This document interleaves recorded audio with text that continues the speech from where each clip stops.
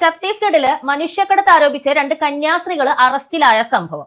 കുറെ പേരുടെയൊക്കെ ഉത്സാഹം കൊണ്ട് വെറുതെ സ്റ്റേഷനിൽ പോയിട്ട് സ്റ്റേഷൻ ജാമ്യം എടുത്തിട്ട് വീട്ടിൽ പോകേണ്ട ഒരു കേസ് ഇപ്പൊ NIA കയ്യിൽ വരെ എത്തിയിരിക്കുകയാണ്. ഇനി മുതൽ ആ കേസ് വിചാരണ നടക്കുന്നത് NIA കോടതിയിലാണ് എന്ന രീതിയിൽ കാര്യങ്ങൾ എത്തി തീർന്നിരിക്കുകയാണ്.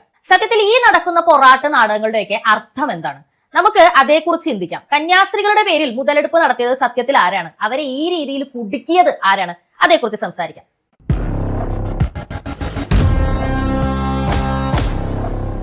വിഷയത്തിലേക്ക് വരുന്നതിന് മുമ്പായി സംഭാവനകളുടെ കാര്യം ഓർമ്മിപ്പിക്കുകയാണ്. പബ്ലിക് ഒപ്പീനിയൻ ഇപ്പോൾ മുന്നോട്ട് പോകുന്നത് പ്രേക്ഷകർ നൽകുന്ന സംഭാവന കൊണ്ടാണ്. നമ്മുടെ ചാനലിൽ നമ്മൾ വീഡിയോ ചെയ്യുമ്പോൾ കിട്ടുന്ന മോണിറ്റൈസേഷൻ, അതായത് യൂട്യൂബ്, ഫേസ്ബുക്ക് ഒക്കെ പേ ചെയ്യുന്ന ക്യാഷ് കുറെ മാസങ്ങളായിട്ട് നമുക്ക് ഇല്ലാത്തൊരവസ്ഥയാണ്. ഒരുപാട് പേര് നമ്മുടെ വീഡിയോസിന് നെഗറ്റീവ് റിപ്പോർട്ട് അടിച്ചത് കൊണ്ട് വന്നൊരു അവസ്ഥയാണത്. കുറച്ച് മാസങ്ങൾക്കുള്ളിൽ അത് ശരിയാകുമെന്ന് വിചാരിക്കുന്നു. അപ്പൊ അതുവരെ ചാനലിൽ നിലനിൽക്കണമെന്നുണ്ടെങ്കിൽ അതിന് മുന്നോട്ടുള്ള ലയബിലിറ്റിക്കും കാര്യങ്ങൾക്കും ഒക്കെ വേണ്ടിയിട്ടാണ് ഞാൻ നിങ്ങളോട് ചോദിക്കുന്നത്. വളരെ നല്ല രീതിയിൽ സപ്പോർട്ട് ചെയ്യുന്നുണ്ട്. തുടർന്നും വീഡിയോ കണ്ടും ലൈക്ക് ചെയ്തും കമന്റ് ചെയ്തും സംഭാവനകൾ അയച്ചും സപ്പോർട്ട് ചെയ്യുക എന്ന് ഓർമ്മിപ്പിക്കുകയാണ്. വിഷയത്തിലേക്ക് വരാം. ആദ്യമേ നമ്മൾ കാണേണ്ടത്, ഇങ്ങനൊരു വിഷയം ഇന്ത്യയിൽ ആദ്യമായിട്ട് നടക്കുന്ന സംഗതിയല്ല എന്നറിഞ്ഞിട്ടും ഈ രാഷ്ട്രീയക്കാരൊക്കെ കാണിച്ചു കൂട്ടുന്ന കോലാഹലങ്ങളുടെ അർത്ഥം എന്താണെന്നാണ്. ഇന്നലെ നമ്മൾ കണ്ടു നമ്മുടെ റഹീം സഖാവ്, ഇംഗ്ലീഷും അറിയില്ല, ഹിന്ദിയും അറിയില്ല, എന്നിട്ട് അദ്ദേഹം വൃന്ദാകാരാട്ടിന്റെ കൂടെ അണിഞ്ഞൊരുങ്ങി പോയിരിക്കുകയാണ് ഇവരെ കാണാൻ വേണ്ടിയിട്ട്. മുൻകൂട്ടി ഒരു അനുമതി എടുക്കണം റിമാൻഡിൽ കിടക്കുന്ന പ്രതികളെ കാണാൻ എന്ന് പോലും ഒരറിവില്ലാത്ത ഇദ്ദേഹം എന്തിനാണ് അണിഞ്ഞൊരുങ്ങി അവിടെ പോയിരിക്കുന്നത്? 2022 ഇവിടെ 2 കന്യാസ്ത്രീകൾ ഇതേ കേസും പറഞ്ഞ് അറസ്റ്റ് ചെയ്യപ്പെട്ടു. 2025 അവരെ വെറുതെ വിട്ടുകൊണ്ടുള്ള വിധി വന്നിരിക്കുന്നത്. കഴിഞ്ഞ ദിവസം കഴിഞ്ഞ വീഡിയോയിൽ ഞാൻ പറഞ്ഞായിരുന്നല്ലോ, ഈ റഹീം ഇങ്ങനൊരു കാര്യം അറിഞ്ഞായിരുന്നോ? പിണറായി വിജയൻ മുഖ്യമന്ത്രിയുടെ ശ്രദ്ധയിൽപ്പെട്ടായിരുന്നോ?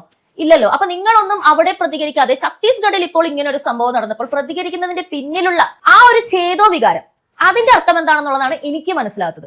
കോൺഗ്രസ് എത്ര കാര്യമായിട്ട് ഇതിനെതിരെ രംഗത്ത് വരുന്നു. ഇപ്പൊ അവിടെ ചെല്ലുന്നു, അവിടുത്തെ MP-മാർ അവിടെ പോയി അവരെ വിസിറ്റ് ചെയ്യുന്നു. റഹീമിനെ പോലെ എല്ലാവരും മുൻകൂട്ടി അനുവാദം എടുത്ത് പോയത് കൊണ്ട് വിസിറ്റ് ചെയ്യാൻ പറ്റി, അവരുമായിട്ട് സംസാരിക്കാൻ പറ്റി. അതിനിപ്പോൾ അമിത്ഷായെ പോയി കാണുന്നു, അമിത്ഷായുടെ ഭാഗത്തു നിന്നും ഛത്തീസ്ഗഡ് സർക്കാരുമായിട്ട് സംസാരിക്കുന്നു. ഇനി സർക്കാരിന്റെ ഭാഗത്തു നിന്ന് ഇവർക്ക് ജാമ്യം നൽകേണ്ട എന്ന രീതിയിൽ ഒരു കാര്യങ്ങൾ എത്തില്ല. എന്തായാലും നാളെ തന്നെ NIA കോടതിയിൽ നിന്നാണെങ്കിലും ജാമ്യം നൽകുന്ന രീതിയിൽ കാര്യങ്ങൾ അവസാനിപ്പിക്കാം എന്ന രീതിയിൽ കോൺഗ്രസ് ഇടപെട്ട് വരുന്നു. ഇത്രയും വലിയൊരു കോലാഹലം എന്ന് പറയുന്നത് എന്തുകൊണ്ടാണ്? നോർത്ത് ഇന്ത്യയിൽ ഈ പറയുന്ന മിഷണറി പ്രവർത്തനങ്ങൾക്ക് പോകുന്ന കന്യാസ്ത്രീകളോ അല്ലെങ്കിൽ അച്ഛന്മാരോ ഒക്കെ അടി കിട്ടുന്നതോ അടി വാങ്ങുന്നതോ ഒക്കെ ആദ്യമായിട്ട് നടക്കുന്ന സംഭവമല്ലല്ലോ. നമ്മൾ തന്നെ ഒരുപാട് കാര്യങ്ങൾ ഇങ്ങനെ കേട്ടിട്ടുണ്ട് അല്ലെ? മുൻപ് ഇതിന് തൊട്ട് മുമ്പ് ജബൽപൂരിൽ അച്ഛന്മാരെ അടിച്ച ഒരു സംഭവം ഉണ്ടായിരുന്നു. നമ്മളെല്ലാവരും ഭയങ്കരമായിട്ട് ഇതേപോലെ തന്നെ ഇതെന്താണ് ഇത്ര കോലാഹലം എന്ന് ചിന്തിച്ചത് ലാസ്റ്റ് അതിലാണ്.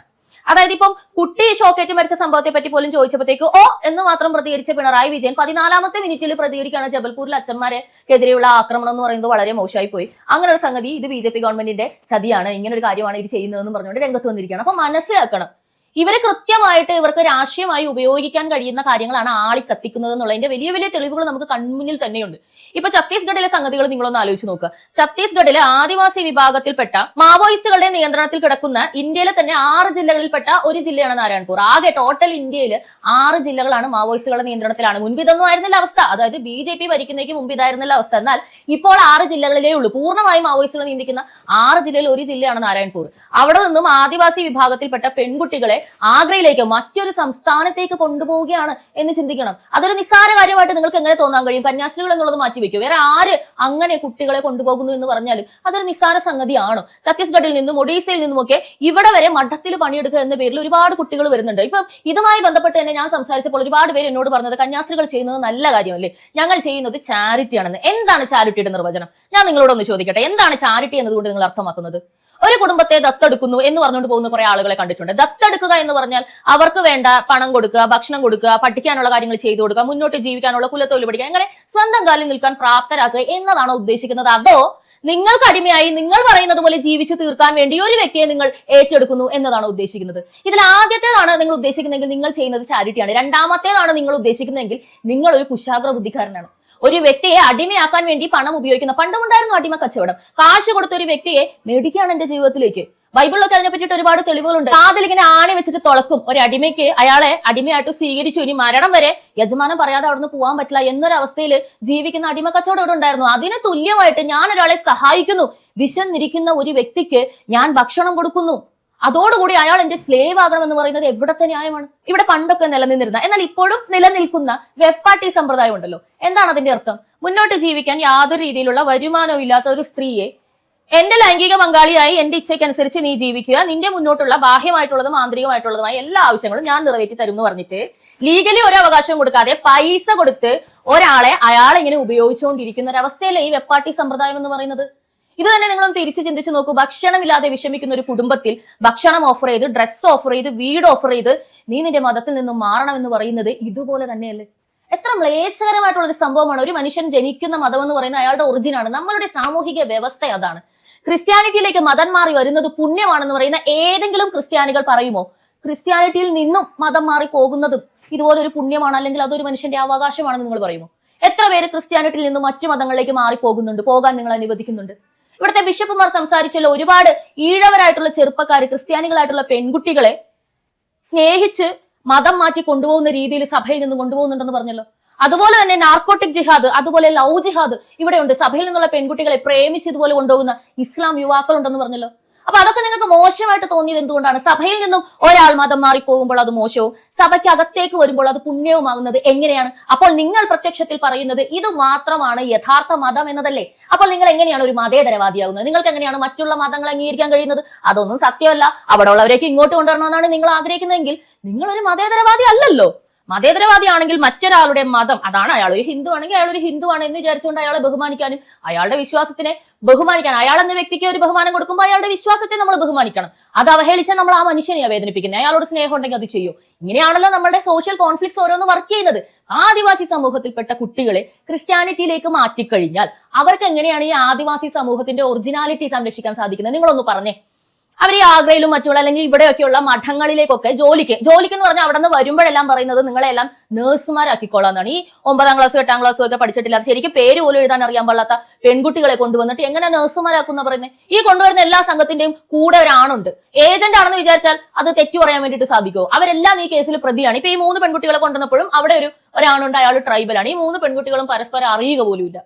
ഇതൊരു നെറ്റ്വർക്ക് ആയിട്ട് ഇവരെ കൊണ്ടുവന്ന് ആദ്യം കൊടുക്കുന്ന ജോലി മഠങ്ങളിൽ കുക്കിംഗ്, ക്ലീനിങ് പോലുള്ള ജോലികളാണ്. കുക്കിംഗ്, ക്ലീനിങ് മാത്രമല്ല, പശുത്തൊഴുത്ത് ക്ലീനിങ് വരെ ഈ പിള്ളേരെ കൊണ്ട് ചെയ്യിക്കും. നമ്മളിപ്പോ ഈ പറയുന്ന ഭയങ്കരമായിട്ട് വാഴ്ത്തുന്ന കന്യാസ്ത്രീകൾ അല്ലെങ്കിൽ ക്രിസ്തുവിന്റെ മണവാട്ടിമാരെന്നൊക്കെ പറയുന്ന ഇവരുടെ യഥാർത്ഥ മുഖം കാണണമെന്നുണ്ടെങ്കിൽ നിങ്ങൾ കോൺവെന്റ് സ്കൂളിൽ പഠിച്ചാൽ മതി എന്ന് ഞാൻ പറയും. ഞാൻ കോൺവെന്റ് സ്കൂളിൽ പഠിച്ചതാണ്. 10ാം ക്ലാസ് വരെ കോൺവെന്റ് സ്കൂളിൽ പഠിച്ചതാണ്. അതുകൊണ്ട് തന്നെ എനിക്ക് ഈ പറയുന്ന അമ്മമാരുടെയൊക്കെ യഥാർത്ഥ മുഖം വളരെ നന്നായിട്ട് അറിയാം. ഞാൻ പഠിച്ച സ്കൂളിൽ ഒരു ഹോസ്റ്റൽ ഉണ്ടായിരുന്നു, അതായത് പെയ്ഡ് ഹോസ്റ്റൽ ഉണ്ടായിരുന്നു. ഇപ്പോഴത്തെ ഒരു ഗേൾസ് ഹോം ഉണ്ടായിരുന്നു. ഗേൾസ് ഹോം എന്ന് പറഞ്ഞു കഴിഞ്ഞാൽ നമ്മുടെ ഈ കോട്ടയം, ഇടുക്കി അവിടെ നിന്നൊക്കെ വരുന്ന, അല്ലെ മറ്റ് ജില്ലകളിൽ നിന്ന് വരുന്ന വലിയ കഴിവൊന്നും ഇല്ലാത്ത കുട്ടികളെ അവിടെ താമസിപ്പിച്ച് അവർ പഠിപ്പിക്കും എന്ന രീതിയിൽ ഉള്ള ഒരു കൺസെപ്റ്റ് ആണ്. എന്നാൽ ഈ 2 കുട്ടികളും തമ്മിൽ ഭയങ്കരമായിട്ടുള്ള വ്യത്യാസങ്ങൾ ഉണ്ടായിരുന്നു. എന്റെ ഒരു അറിവിൽ ആ കോൺവെന്റിൽ നല്ല രീതിയിൽ ഈ ഗേൾസ് ഹോമിലേക്കുള്ള, അതായത് പൈസ ഇല്ലാത്ത കുട്ടികൾക്ക് വേണ്ടിയിട്ട് നല്ല രീതിയിൽ ചാരിറ്റി ഫണ്ട് വരുന്നുണ്ട്. പക്ഷെ ആ കുട്ടികളെ നിങ്ങളൊന്ന് കാണണം, അവർക്കൊരു കളറ് പോകാത്ത, ഒരു പിന്നാത്ത ഒരു യൂണിഫോം ഉണ്ടാവില്ല. കഴുത്തിൽ കറുത്ത ചരടൊക്കെ കെട്ടിയിട്ടാണ് വരുന്നത്. ഒരു കമ്മൽ പോലും ഇല്ലാതെ വരുന്ന കുട്ടികളെ ഞാൻ ഇപ്പോഴും ഓർക്കുന്നുണ്ട്. അവർക്ക് അവിടെ നല്ല ജോലി ഉണ്ടായിരുന്നു. അവരുടെ ഫുഡ് വ്യത്യസ്തമായിരുന്നു. മറ്റവർക്ക് കൊടുക്കുന്ന ഫുഡല്ലേ ഇവർക്ക് കൊടുത്തിട്ടുണ്ട്. എന്നാൽ കാശില്ലാഞ്ഞിട്ടല്ല. ഇതൊക്കെ ഞാൻ കണ്ടുകൊണ്ടിരുന്നതാണ്. എന്റെ ക്ലാസ്സിൽ പഠിച്ചിരുന്ന ഒരുപാട് കുട്ടികൾ, നമുക്ക് ഈ ക്രിസ്മസ് ഫ്രണ്ട് അങ്ങനത്തെ സംഭവങ്ങളൊക്കെ വരുമ്പോൾ ഞാൻ ഇവർക്ക് അങ്ങനത്തെ ഗേൾസ് ഹോമിലുള്ള കുട്ടിയാണ് എനിക്ക് വരുന്നുണ്ടെങ്കിൽ അങ്ങനെ നോക്കി കമ്മലും മാലയും ഒക്കെ കൊടുത്തിട്ടുണ്ട്. നമ്മൾ സ്കൂൾ യൂണിഫോം ഇപ്പൊ നമ്മൾ നെക്സ്റ്റ് ഇയർ പോകുമ്പോൾ ചിലപ്പോൾ നമുക്ക് പുതിയ യൂണിഫോം ഉണ്ടാവും. അപ്പൊ നമ്മുടേത് ചിലപ്പോൾ നല്ലതായിരിക്കും, പക്ഷെ ആ കുട്ടികൾക്ക് കൊടുക്കാറുണ്ട്. ഇതൊക്കെ ഞങ്ങൾ അവിടെ പഠിച്ചിരുന്ന എല്ലാവരും ഇത് ശ്രദ്ധിച്ചിരുന്ന സംഗതി തന്നെയാണ്. നമ്മൾ വീട്ടിൽ നിന്ന് വരുന്ന കുട്ടികൾ, ഈ പറയുന്ന പെയ്ഡ് ആയിട്ടുള്ള ഹോസ്റ്റലിൽ നിന്ന് വരുന്ന കുട്ടികൾ, ഈ കുട്ടികൾ തമ്മിലുള്ള വ്യത്യാസം പ്രത്യക്ഷമായിരുന്നു എന്നുള്ളതാ. ഇതിന്റെയൊക്കെ ഒരു വശമാണ് പറയുന്നത്. കന്യാസ്ത്രീ ആകാനായിട്ട് പഠിക്കാൻ പോയിട്ട് തിരിച്ചു വന്ന പെൺകുട്ടികളുണ്ട്. അവരോട് ചോദിച്ചു നോക്കിക്കോ. ഒരു 10-20 ദിവസത്തെ ട്രെയിനിങ് എന്ന് പറഞ്ഞുകൊണ്ട് ഫസ്റ്റ് ചെന്നിട്ട് ഗോൾഡ് ഒക്കെ ഊരി വാങ്ങി, ഇവരുടെ നല്ല ഡ്രസ്സൊക്കെ ഊരി വാങ്ങി, മൊത്തത്തിൽ ഇവരെ ഒരു അഗതി സെറ്റപ്പിലേക്ക് ആക്കും. ഫസ്റ്റ് സന്യാസത്തിന്റെ ആദ്യ പാഠം അതാണെന്നാണ് പറയുന്നത്. എന്നിട്ട് അങ്ങ് നേരെ അങ്ങ് ഇറക്കി വിടുക. പശുത്തൊഴുത്ത് മുതൽ കുക്കിംഗ് എന്ന് പറഞ്ഞു കഴിഞ്ഞാൽ ഇവർ കഴിക്കുന്ന നല്ല സമൃദ്ധമായിട്ടുള്ള ഫുഡാണ്. ആ ഫുഡ് ഉണ്ടാക്കാനായിട്ട് ഭയങ്കര ബുദ്ധിമുട്ടാണ്. മിക്കപ്പോഴും പെൺകുട്ടികൾ എണ്ണത്തിൽ കുറവാണ്. അതായത് 1-2 പേരാണ് ഇത്രയും ലാർജ് ആയിട്ട് കുക്ക് ചെയ്യുന്നത്. അവർ എത്ര തളർന്നു പോകുന്നുള്ള ചിന്തിക്കുക. മിനിമം ഇത്രയും ചിന്തിച്ചാൽ മതി. അണ്ടർ ഏജ് ആയിട്ടുള്ള സ്കൂളിലൊക്കെ പഠിക്കുന്ന കുട്ടികളെ കൊണ്ട് വീട്ടുജോലി ചെയ്യിപ്പിക്കുന്ന മെന്റാലിറ്റി ഉള്ള സ്ത്രീകൾ എന്നാ ഞാൻ പറയുന്നത്. ഞാൻ കണ്ടിടത്തോളം എല്ലാ സ്ത്രീകളുടെ ഉള്ളിലും നമുക്കൊരു എന്താ പറയുക, ഒരു അമ്മ എന്ന് പറഞ്ഞിട്ടൊരു ഫീലിംഗ് ഉണ്ടാവും. ഏത് കൊച്ചായിക്കോട്ടെ, ആരുടെ കൊച്ചായിക്കോട്ടെ, കൊച്ചല്ലേ, അതിനെക്കൊണ്ട് എങ്ങനെയാണ് നിങ്ങൾക്ക് ക്ലീൻ ചെയ്യിക്കാനും നിങ്ങളുടെ ഡ്രസ്സുകൾ കഴിക്കാനും എന്താ പറയുക കുക്ക് ചെയ്യിപ്പിക്കാനും പാത്രം കഴിക്കാനും ഒക്കെ പറ്റുന്നത്? അത്രയും തരംതാണ മെന്റാലിറ്റി ഉള്ള ആൾക്കാരാണ്. ഒരുപാട് വീടുകളിലേക്ക് സപ്ലൈ ചെയ്യുന്നുണ്ടോ എന്ന് ചോദിച്ചു കഴിഞ്ഞാൽ അതിനൊന്നും ഉത്തരവില്ല. അതൊക്കെ അന്വേഷണം ചെയ്യണം. ഇപ്പോ ഈ പറയുന്ന കോൺഗ്രസ്സുകാരും കമ്മ്യൂണിസ്റ്റുകാരും സഭയുടെ മേലിൽ ഭയങ്കര ധൈര്യം കൊടുത്തുകൊണ്ട് സഭാ നേതാക്കന്മാർ സംസാരിക്കുന്ന കേട്ട് കഴിഞ്ഞാൽ അവരങ്ങ് എന്തോ കാര്യമായിട്ട് എന്തോ കാര്യങ്ങളൊക്കെ ഓൺ ചെയ്തിരിക്കുന്ന പോലെയാണ്. ഇവർ ഛത്തീസ്ഗഡ് ഇവരുടെ കക്ഷത്തിലാണെന്ന് തോന്നുന്നു. ഛത്തീസ്ഗഡിലേക്ക് അവരുടെ സ്ഥലത്ത് ചെന്ന് അവർക്ക് ഉന്നമനം കൊടുക്കണമെങ്കിൽ, ചാരിറ്റി കൊടുക്കണമെങ്കിൽ നിങ്ങൾ അവിടെ ചെന്ന് അവർക്ക് കൊണ്ടാക്കി കൊടുക്കുക. അവരെന്തിനാ പുറത്തോട്ട് നടത്താൻ നോക്കുന്നത്? മനുഷ്യക്കടത്ത് ഇത്ര വ്യാപകമായിട്ട് നടക്കുന്ന ഒരു ജില്ലയിൽ ചെന്ന് നക്സൽ ഏരിയക്കകത്ത് ചെന്ന് ഇങ്ങനെ ഈ കന്യാസ്ത്രീകൾ നക്സൽ ഏരിയക്കകത്ത് ചെന്ന് ഇങ്ങനെ പെൺകുട്ടികളെ കൊണ്ടുവരാനായിട്ട് ഈ ഒരു കോൺടാക്ട് അവർക്ക് എങ്ങനെ ഉണ്ടായി, നക്സലുകളുമായിട്ട് അവർക്ക് എങ്ങനെ കോൺടാക്ട് ഉണ്ടായി, ഇതൊക്കെ ഇതിനകത്ത് വരും. അതുകൊണ്ടാണല്ലോ NIA ഈ കേസിൽ ഇടപെട്ടിരിക്കുന്നത്. അപ്പൊ ഇതൊന്നും നിസ്സാരമായിട്ടുള്ള സംഗതികളല്ല. ഒരിക്കലും നമ്മളൊരു വീട്ടിലേക്ക് കടന്നു ചെന്ന് അവിടുത്തെ പെൺകുട്ടികളെ അല്ലെങ്കിൽ ആൺകുട്ടികളെ വിളിച്ചുകൊണ്ട് വേറൊരു സ്ഥലത്തേക്ക് കടത്താൻ ശ്രമിക്കുന്ന അത്ര നല്ല സംഗതിയല്ല. പിള്ളേരപ്പെടുത്തക്കാരെന്നൊക്കെ നമ്മൾ പറയുമല്ലോ, അത് ഏറ്റവും ലോ ലെവലിൽ ചിന്തിക്കുമ്പോഴാണ്. അല്ലാതെ ചിന്തിക്കുമ്പോഴും നമുക്ക് അത്യാവശ്യമായിട്ടുള്ള രേഖകളും കാര്യങ്ങളും ഇല്ലെങ്കിൽ, നിയമങ്ങൾ നമ്മൾ പാലിച്ചിട്ടില്ലെങ്കിൽ അത് പിള്ളേരെ കടത്തുന്നേ വരുള്ളൂ. അതല്ലേ മനുഷ്യക്കടത്തിപ്പോൾ വന്നിരിക്കുന്നത്. ശരിക്കും പറഞ്ഞാൽ ഇത് ഇത്രയും ഊതി കത്തിച്ചത് ഇവിടുത്തെ മീഡിയാസ് ആണ്, ഇവിടത്തെ പ്രതിരോധിക്കാൻ നടക്കുന്ന, അല്ലെങ്കിൽ ഇതൊരു രാഷ്ട്രീയ അവസരമായി കരുതിയ കുറെ പാർട്ടിക്കാരാണ്. അതുകൊണ്ട് എന്താണ് ഇപ്പൊ സംഭവിച്ചത്? അത് കുറച്ചുകൂടി വഷളായി. നിങ്ങൾ ചിന്തിക്കണം, നിമിഷപ്രിയയുടെ കാര്യത്തിൽ നിങ്ങൾ ഇത് തന്നെയാണ് ചെയ്തത്. ഇവിടെ നിന്ന് കുറെ ആവേശ കമ്മിറ്റി കാണിച്ചു, അറബിയിലൊക്കെ പോയിട്ട് കൊല്ലപ്പെട്ട ആളുടെ, അതായത് ഇയാളുടെ വീട്ടുകാരുടെ താഴെ പോയിട്ട് കുറെ, അതൊക്കെ അവരെ പ്രകോപിപ്പിച്ചു. ഇവിടെ അത് തന്നെ സംഭവിച്ചിരിക്കും. ബജ്രംഗൾ പ്രവർത്തകരായാലും ഛത്തീസ്ഗഡിലുള്ളവരായാലും ഇവരെല്ലാം കണ്ടുകൊണ്ടിരിക്കുകയാണ്. ഇവിടെ എന്താണ് നിങ്ങൾ ഈ കാണിച്ചുകൊണ്ടിരിക്കുന്നത്? ഇപ്പൊ ഈ കേസ് തന്നെ ഇല്ലായ്മ ചെയ്യണം എന്ന രീതിയിലാണ് ഇപ്പൊ സഭാ നേതാക്കന്മാർ സംസാരിക്കുന്നത്. ഇല്ലെങ്കിൽ കാണിച്ചു കൊടുക്കാം, BJPക്ക് കാണിച്ചു കൊടുക്കാം. BJPക്ക് വോട്ടില്ലെന്ന് പറയാം. BJPക്ക് നിങ്ങൾ എപ്പോഴാണ് വോട്ട് ചെയ്തിരിക്കുന്നത്? നിങ്ങൾ എപ്പോ വോട്ട് ചെയ്തു BJPക്ക്? നിങ്ങൾ ഇത്രയും നാളും വോട്ട് ചെയ്തതും നിങ്ങൾ ഇത്രയും നാളും ജയിപ്പിച്ചതും ഇടത് വലത് പാർട്ടികളെയാണ്. നിങ്ങൾക്ക് എന്തെങ്കിലും ചോദിക്കാൻ ബാധ്യത ഉണ്ടെങ്കിൽ അവിടെ ചോദിച്ചാൽ മതി. BJPനെ ഒന്നും ചോദ്യം ചെയ്യാനായിട്ടുള്ള യാതൊരു അർഹത നിങ്ങൾക്കില്ല. നിങ്ങൾ എപ്പോ വോട്ട് ചെയ്തവർക്ക്? നിങ്ങൾ വോട്ട് കൊടുത്തോ? എന്തെങ്കിലും അധികാര സ്ഥാനത്ത് അവരെ ആക്കി വെച്ചിട്ടുണ്ടോ? അവരിവിടെ ഇടപെട്ട് എന്തെങ്കിലും ചെയ്യണ്ടെങ്കിൽ അത് അവരുടെ ഔദാര്യം. നിങ്ങൾ ഛത്തീസ്ഗഡിലേക്ക് പോയിട്ടാണ് പ്രശ്നം ഉണ്ടാക്കിയിരിക്കുന്നത്. അല്ലാതെ കേരളത്തില് ഛത്തീസ്ഗഡുകാർ ബജ്രംഗളിൽ നിങ്ങൾ ആയിരിക്കുന്നിടത്തുനിന്ന് പിടിച്ചുകൊണ്ട് പോയതല്ല. അവരുടെ കുട്ടികളെ ഇങ്ങോട്ട് കൊണ്ടുവരാൻ നോക്കിയതിനെയാണ് ചോദ്യം ചെയ്തത്. ആഗ്രയിലേക്ക് കൊണ്ടുവരാൻ നോക്കിയതിനാണ് ചോദ്യം ചെയ്തത്. അപ്പൊ ആരെയായി ഭീഷണിപ്പെടുത്തുന്നത്? മതേതരത്വം എന്ന് പറഞ്ഞാൽ ഏതെങ്കിലും ഒരു മതത്തിന് ഇവിടെ പ്രബലമായിട്ട് ഇവിടെ ഇരിക്കുന്ന ആൾക്കാരെയൊക്കെ ഭീഷണിപ്പെടുത്താന്നുള്ള ഇതൊന്നുമല്ല. എനിക്ക് അവകാശമുണ്ട്, അതേ അവകാശം അപ്പുറത്തുള്ളവനുണ്ടെന്നുള്ളത് മാനിക്കുക, അതാണ് മതേതരത്വം. അല്ല, നിങ്ങൾ പറയുന്ന നിങ്ങളുടെ മതേതരത്വം എന്ന് പറഞ്ഞാൽ കാണുന്ന ആൾക്കാരെയൊക്കെ പോയി മതം മാറ്റിക്കളയാന്ന് പറഞ്ഞാൽ അത്രയ്ക്ക് വലിയ അവകാശമൊന്നും ഇവിടെ ആർക്കും ഇല്ല. ഇഷ്ടമുള്ളവർക്ക് ഇഷ്ടമുള്ളതിലേക്ക് മാറാവുന്നേ ഉള്ളൂ. പക്ഷെ പണം കൊടുത്തും ഈ പറയുന്ന പോലെ സാഹചര്യങ്ങളെ ചൂഷണം ചെയ്തും. എനിക്കറിയാവുന്ന ഒരു ചേച്ചിയുണ്ട് ട്രിവാൻഡ്രത്ത്, അഞ്ജു പാർവതി എന്നാണ് പേര്. എനിക്ക് ഭയങ്കരമായിട്ട് ഇഷ്ടപ്പെട്ടിട്ട് ഞാനായിട്ട് ഫ്രണ്ട് ആയതാണ്. എന്തുകൊണ്ടാണെന്ന് അറിയാമോ? ഞാൻ ചേച്ചിയുടെ പ്രൊഫൈലിൽ നോക്കുമ്പോഴൊക്കെ കാണും ട്രിവാൻഡ്രത്തുള്ള അഗതികളായിട്ടുള്ള ഒരുപാട് ആളുകൾ ചേച്ചി ഫുഡ് കൊടുക്കും. അപ്പൊ ഇത് ഒരുപാട് പേര് സ്പോൺസർ ചെയ്തിട്ടാണ് കൊടുക്കുന്നത്. അപ്പൊ അതുകൊണ്ട് തന്നെ സ്പോൺസർ ലഭിക്കാനും സ്പോൺസർ ചെയ്തവരെ കാണിക്കാനും അതുപോലെ സ്പോൺസർ കിട്ടാൻ, അതായത് എന്തൊക്കെ ഫുഡാണ് കൊടുത്തത്, ഇങ്ങനത്തെ ഫോട്ടോസും പോസ്റ്റുകളും ഒക്കെ ചേച്ചി ഇങ്ങനെ പോസ്റ്റ് ചെയ്യാറുണ്ട്. പക്ഷെ ഒരിക്കൽ പോലും ഈ സഹായം വാങ്ങിക്കുന്നവരുടെ മുഖം, അതായത് ഈ ഭക്ഷണം വാങ്ങിച്ചു കഴിക്കുന്ന ട്രിവാൻഡ്രം ഏരിയയിലുള്ള തെരുവിലുള്ള ഒരു മനുഷ്യന്റെ മുഖം ചേച്ചി പ്രദർശിപ്പിക്കില്ല എന്നുള്ളത് വളരെ വ്യക്തമായിട്ട് അതിന്റെ അടിയിൽ എഴുതുകയും ചെയ്യും. ഒരിക്കലും എനിക്ക് സഹതാപം വിൽക്കാനോ അല്ലെങ്കിൽ ഇവരുടെ സാഹചര്യം ചൂഷണം ചെയ്യാൻ താല്പര്യമില്ല. ചാരിറ്റി ചെയ്യുന്ന വ്യക്തിയാണ് നിങ്ങളെങ്കിൽ നിങ്ങൾ ഏറ്റവും മാതൃകയാക്കേണ്ട കാര്യം ഇതാണ്. യേശു പറഞ്ഞിരിക്കുന്നത് വലത് കൈ കൊടുക്കുന്നത് ഇടത് കൈ അറിയണ്ടെന്നാ പറയുന്നത്. അത്ര രഹസ്യമായിട്ടാ നിങ്ങൾ ചാരിറ്റി ചെയ്യണ്ടേ. അല്ലാതെ അവന്റെ ഭക്ഷണം, അവന് വിശന്നിരിക്കുമ്പോൾ ആ വിശപ്പ് മുതലെടുത്ത് ഭക്ഷണം കൊടുത്തിട്ട് മതം മാറ്റാനല്ല ക്രിസ്തു പറഞ്ഞത്. എങ്ങനെ ക്രിസ്ത്യാനിയാകണമെന്നാ ക്രിസ്തു പറഞ്ഞത്? ക്രിസ്തുവിൽ വിശ്വസിച്ച് ക്രിസ്ത്യാനിയാവാന്, വിശ്വസിച്ച് സ്നാനമേൽക്കാന്. നിങ്ങളൊക്കെ എന്നെ കുറ്റം പറയുന്നുണ്ടല്ലോ, ക്രിസ്ത്യാനിയല്ല, താൻ ക്രിസ്ത്യാനിയല്ല, പേരിന് മാത്രമേ ക്രിസ്ത്യാനിയാവുന്നുള്ളൂ, സഭയ്ക്ക് എതിര് പറഞ്ഞു, ക്രിസ്തുവിനെതിരെ പറഞ്ഞു. ഞാൻ ഏത് ക്രിസ്തുവിനായി എതിര് പറഞ്ഞത്?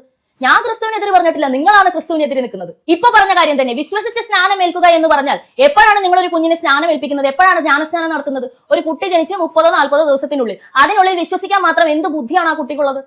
യേശു പറഞ്ഞത് ക്രിസ്ത്യാനിറ്റിയിലേക്ക് വരുന്ന മനുഷ്യൻ സ്വയം വിശ്വസിച്ച് ബോധ്യപ്പെട്ട് ക്രിസ്ത്യാനിറ്റി സ്വീകരിക്കാനായി വരണമെന്നാണ്. സ്വന്തം മനസ്സുകൊണ്ട് ക്രിസ്ത്യാനിയായി വരണമെന്നാണ്. അങ്ങനെ വന്ന എത്ര പേര് സഭയ്ക്കകത്തുണ്ടെന്ന് നിങ്ങളൊന്ന് പറഞ്ഞേ, എത്ര പേരുണ്ട്? അപ്പൊ ഈ പറയുന്ന ശിശു സ്നാനസ്നാനം ഒരു മനുഷ്യന്റെ ജീവിതം തുടങ്ങുമ്പോൾ നിങ്ങൾ ചെയ്യുന്ന സംഗതി മുതലേ നിങ്ങൾക്ക് പാളി തുടങ്ങി. അവിടെ മുതലേ ക്രിസ്തു പറഞ്ഞതല്ല നിങ്ങൾ ചെയ്തിരിക്കുന്നത്. ക്രിസ്തു വളരെ വ്യക്തമായി പറഞ്ഞിട്ടുണ്ട്, തന്റെ 2ാം വരവിൽ കുറെ ആളുകൾ വരും, കർത്താവേ കർത്താവേ ഞാൻ നിന്റെ പേരിൽ ധ്യാനങ്ങൾ നടത്തി, നിന്റെ പേരിൽ അത്ഭുതം നടത്തി, ഞാൻ രോഗശാന്തി നടത്തി, ഞാൻ അത് ചെയ്തു ഇത് ചെയ്തു എന്ന് പറയുമ്പോ ക്രിസ്തു അവരോട് പറയും, എന്ത് പറയും? ഞാൻ നിങ്ങളെ അറിയത്തില്ലെന്ന് പറയും. എന്നിട്ട് തീയിലേക്ക് എടുത്തിടാൻ പറയും. എന്തുകൊണ്ടാണ് അങ്ങനെ പറയുന്നത്? ആരോടാ അങ്ങനെ പറയുന്നതെന്ന് ചിന്തിച്ചു നോക്കാം. സിമ്പിൾ ആയിട്ട് ചിന്തിച്ചാൽ മതി. ക്രിസ്തു പറഞ്ഞത് അനുസരിക്കാത്തവരോട്. അപ്പൊ ക്രിസ്തു പറയാത്ത പല കാര്യങ്ങളും ചെയ്തുകൊണ്ട് ക്രിസ്തുവിന്റെ പേരിൽ ഉപജീവനം കഴിക്കുന്ന നിങ്ങൾ ആരെയും ഭീഷണിപ്പെടുത്താൻ പോകല്ലേ. നിങ്ങൾ നിങ്ങളുടെ ടെറിട്ടറിക്കുള്ളിൽ നിന്നും അത്ര സ്വാതന്ത്ര്യം ഇവിടെ എല്ലാ മനുഷ്യർക്കുള്ളൂ. ഒരു ഹിന്ദുവിനെ ഇവിടെ ഇറങ്ങി നടന്ന് വേറൊരുത്തനെ ഹിന്ദു ആക്കാൻ വേണ്ടി ശ്രമിക്കുന്നത് ചെയ്താൽ ഒരാൾ ചോദിക്കും, ഇതൊരു മുസ്ലിം ചെയ്താൽ ചോദിക്കും, ഇതൊരു സിഖുകാരൻ ചെയ്താൽ ചോദിക്കും, ഇതൊരു പഞ്ചാബി ചെയ്താൽ ചോദിക്കും, ഇതൊരു ക്രിസ്ത്യാനി ചെയ്താലും ചോദിക്കപ്പെടണം. അങ്ങനെയല്ല എന്ന് ചിന്തിക്കുന്നിടത്ത് നിങ്ങളുടെ നീതിബോധമാണ് നിങ്ങൾ തുലാസിൽ വെച്ച് താരതമ്യം ചെയ്യേണ്ടത്. അവിടെയാണ് പിശകുള്ളത്. നീതി, ന്യായം, ധർമ്മം എന്നൊക്കെ പറയുന്നത് നിങ്ങളുടെ ചിന്താഗതിക്കനുസരിച്ച് നിങ്ങൾക്ക് അനുഭവങ്ങൾ വരുമ്പോഴും മാറ്റിമറിക്കാനുള്ളതല്ല. അതിനൊക്കെ ഒറ്റ നിർവചനമേ ഉള്ളൂ, ഒരൊറ്റ നിർവചനം. അപ്പൊ ഇതിപ്പോൾ NIA വരെ എത്തിയിരിക്കുന്നത് സത്യത്തിൽ സത്യം തെളിയണം എന്നതിന്റെ അടിസ്ഥാനത്തിലാണെന്നാണ് ഞാൻ പറയുന്നത്. സഭ പറയുന്നത് പോലെ ഇതങ്ങ് ഇല്ലാണ്ടാക്കി കളയേണ്ട ആവശ്യമില്ല, അങ്ങനെ ചെയ്യാൻ പാടില്ല. സത്യം തെളിയണം. ഇവർ മതപരിവർത്തനം ചെയ്തിട്ടുണ്ടോ? തെളിയണം. മനുഷ്യക്കടത്താണോ നടന്നത്? തെളിയണം. നിരപരാധിത്വം തെളിയണം. കന്യാസ്ത്രീകളാണെങ്കിൽ പോലും ഇനിയും മിഷണറി പ്രവർത്തനത്തിലേക്ക് പോകുന്ന കന്യാസ്ത്രീകൾ ശ്രദ്ധിക്കണം. ഏതെങ്കിലും വീട്ടിൽ നിന്ന് ഏതെങ്കിലും കുട്ടികളെ ഇഷ്ടത്തിന് നിങ്ങൾക്ക് വിളിച്ചുകൊണ്ട് വന്ന് ജോലിക്ക് നിർത്താൻ പറ്റില്ല. ഇന്ത്യ പഴയ ഇന്ത്യയല്ല. ഇവിടെ നീതിയും നിയമങ്ങളും കാര്യങ്ങളും എല്ലാം വളരെ കർശനമായുണ്ട്.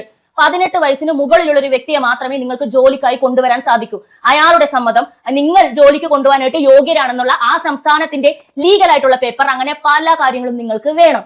ഇതൊന്നുമില്ലാതെ ഇഷ്ടത്തിന് കൊണ്ടുവന്ന് അവർക്ക് അടിമപ്പണിക്ക് അവരെ നിർത്തുന്ന പരിപാടി ഇനി നടക്കില്ല. കണ്ടില്ലേ, ഇപ്പോൾ അകത്ത് കിടക്കുമ്പോൾ ആരാ കിടക്കുന്നത്? കന്യാസ്ത്രീകളാണ് കിടക്കുന്നത്. ഇവർക്ക് സപ്പോർട്ട് ചെയ്ത ആളുകളെല്ലാം തന്നെ പുറത്ത് ഈ വിഷയം ആളി കത്തിച്ച് രാഷ്ട്രീയമായി ഇതിനെ ഉപയോഗിക്കാൻ ശ്രമിക്കുകയാണ്. ക്രിസ്ത്യാനികളായിട്ട് ജീവിക്കുന്ന, എന്നാൽ രാഷ്ട്രീയ പാർട്ടിയിലൊന്നും വലിയ ഇതൊന്നും ഇല്ലാതെ വാർത്തകൾ കേട്ടുകൊണ്ടിരിക്കുന്ന കുറച്ച് ആളുകളോടാണ് എനിക്ക് സംസാരിക്കാനുള്ളത്. പാലാ ബിഷപ്പിനെതിരെ ആക്രമണം ഉണ്ടായപ്പോഴും മുനമ്പത്ത് കിടപ്പാടം നഷ്ടപ്പെടുന്ന അവസ്ഥയുണ്ടായപ്പോഴും ഇവിടെ നിങ്ങളോടൊപ്പം ആരാണ് ഉണ്ടായതെന്ന് ഓർക്കുക. ഇവിടത്തെ ഇടത് വലതു പാർട്ടികൾ എപ്പോഴും ക്രിസ്ത്യാനികൾക്കെതിരെ ഒരു ആക്രമണം ഉണ്ടാവുമ്പോൾ അപ്പുറത്ത് ഏത് ജാതിക്കാരാണ്, മതക്കാരാണെന്ന് നോക്കും. അപ്പുറത്ത് നിൽക്കുന്നത് മുസ്ലിമുകളാണെങ്കിൽ PFI, അല്ലെന്നുണ്ടെങ്കിൽ ജമാഅത്ത് ഇസ്ലാമി ഒക്കെ ആണെന്നുണ്ടെങ്കിൽ അവർ നിലപാട് മയപ്പെടുത്തും. അവർ ക്രിസ്ത്യാനികളുടെ കാര്യത്തിൽ പിന്നെ ഇടപെടില്ല. എന്നാൽ നേരെ തിരിച്ച് BJP പോഷക സംഘടനയാണെന്നുണ്ടെങ്കിൽ ഇതുപോലെ ആളിക്കത്തിക്കും. അവർക്ക് നിങ്ങളൊരു രാഷ്ട്രീയ ആയുധം മാത്രമാണ്. ഒരുപാട് തീരദേശത്ത് വഖഫിന്റെ അതേ ഇഷ്യൂമായിട്ട് പെട്ടുകിടക്കുന്ന ക്രിസ്ത്യാനികളെല്ലാം തന്നെ ഇടത് വലത് പാർട്ടികളെ ഈ പ്രശ്നത്തിന്റെ പരിഹാരത്തിനായി സമീപിച്ചതാണ്. നിയമസഭയിൽ പ്രമേയം പാസാക്കിയ ഇടതുപക്ഷത്തോടൊപ്പം നിന്ന് ലോക്സഭയിലെ ബില്ലിനെതിരെ വോട്ട് ചെയ്യുകയാണ് കോൺഗ്രസ്സുകാർ ചെയ്തത്. അവർ നിങ്ങളോടൊപ്പം ആയിരുന്നില്ല. അവർ വലിയ വോട്ട് ബാങ്കായ മുസ്ലിമുകളോടൊപ്പം തന്നെയാണ്, അവരുടെ പോഷക സംഘടനകളോടൊപ്പം തന്നെയാണ്. എന്നാൽ വലിയ തോതിൽ വോട്ട് ചോർച്ച ക്രിസ്ത്യാനികളിൽ നിന്നും ഉണ്ടാകുന്നു എന്നത് തിരിച്ചറിഞ്ഞിട്ടാണ് ഇപ്പോൾ ഈ നാടകം കളിക്കുന്നത്. ഇതിലും സിമ്പിൾ ആയിട്ട് ഇത് പറഞ്ഞു തരാൻ കഴിയുമെന്ന് തോന്നുന്നില്ല. എന്തായാലും ഈ കേസ് ആരുടെയും ഭീഷണി പേടിച്ച് ഒഴിവാക്കേണ്ട കാര്യമില്ല. സത്യം തെളിയണം. അത് എവിടെയാണെങ്കിലും സത്യം തെളിയണം. കഴിഞ്ഞ ദിവസം കന്യാസ്ത്രീകളുടെ കാര്യത്തിൽ, കേരളത്തിൽ അറസ്റ്റ് ചെയ്യപ്പെട്ട കന്യാസ്ത്രീകളുടെ കാര്യത്തിൽ സത്യം തെളിഞ്ഞില്ലേ? അതുപോലെ തന്നെ. അപ്പൊ തുടർന്ന് കാണുക പബ്ലിക് ഒപ്പീനിയൻ.